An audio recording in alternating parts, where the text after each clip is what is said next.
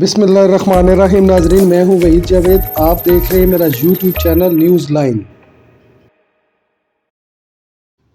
ناظرین، بلو world city کے حوالے سے آج راولپنڈی انتظامیہ نے راولپنڈی نے بہت بری خبر سنائی ہے۔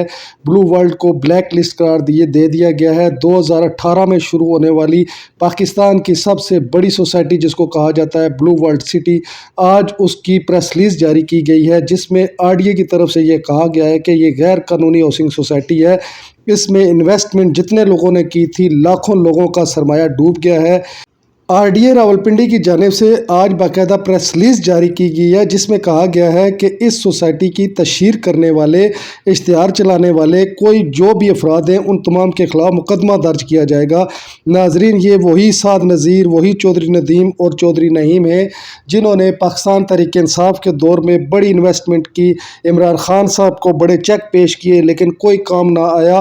آج ان کا سرمایہ ڈوبتا نظر آ رہا ہے۔ ناظرین، آپ کو بتاتا چلوں کہ سوسائٹی قوانین کے مطابق میں صرف 100 کنال جگہ اگر آپ کے پاس موجود ہو تو آپ NOC کے حقدار ہیں، آپ NOC لے سکتے ہیں، مگر نہ جانے کیا ہوا، کیسے ہوا۔